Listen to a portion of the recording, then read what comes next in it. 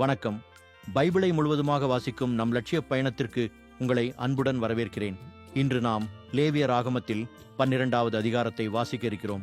இதுவரை நாம் மொத்த நூல்களில் 8.49% நூல்களை வாசித்து முடித்துவிட்டோம். இன்னும் சில நூல்களை முடித்தால் நம் பயணம் வெற்றிகரமாகும்.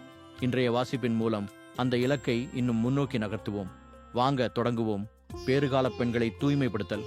ஆண்டவர் மோசேயிடம் கூறியது, இஸ்ரேல் மக்களுக்கு நீ சொல்ல வேண்டியது, ஒரு பெண் கருத்தரித்து ஆண் குழந்தை பெற்றால் 7 நாள் விலக்கு நாள்களில் இருப்பது போலவே தீட்டுப்பட்டிருப்பாள். 8ஆம் நாளன்று அதற்கு விருத்த சேதனம் செய்யப்பட வேண்டும்.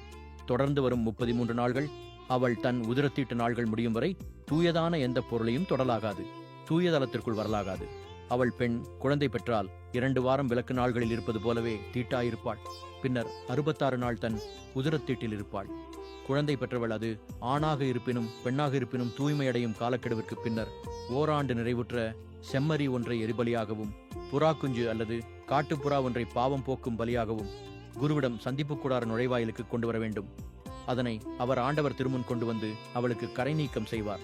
அவள் தன் உதிர ஊரல் தீட்டிலிருந்து தூய்மையாவாள். இது ஆண் அல்லது பெண் குழந்தை பெற்றவருக்கு விதிக்கப்படும் சட்டம். ஆட்டுக்குட்டி கொண்டு வர வசதி இல்லாதவள் 2 காட்டுப்புறாக்களையோ 2 புறா குஞ்சுகளையோ கொண்டு வந்து ஒன்றை எரிபலியாகவும் மற்றதை பாவம் போக்கும் பலியாகவும் படைத்து அவற்றால் குரு அவளுக்கு கரை நீக்கம் செய்வார். அப்போது அவள் தூய்மையாவாள். நாம் 1189 அதிகாரங்களில் 102 அதிகாரங்களை நிறைவு செய்துவிட்டோம். இன்னும் சில அதிகாரங்களை வாசித்தால் முழு பைபிளையும் முடித்து விடுவோம். நாளை அடுத்த அதிகாரத்தை பார்க்க சந்திப்போம்.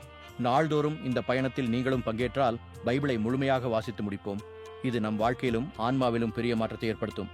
இந்த பயணம் உங்களுக்கு நம்பிக்கையையும் சமாதானத்தையும் கொடுத்தால் இந்த வீடியோவை லைக் செய்யவும் சப்ஸ்கிரைப் செய்யவும் மறக்க வேண்டாம். பகிர்ந்து மற்றவர்களையும் இந்த பயணத்தில் சேருங்கள். நாளை மறக்காமல் வாருங்கள்.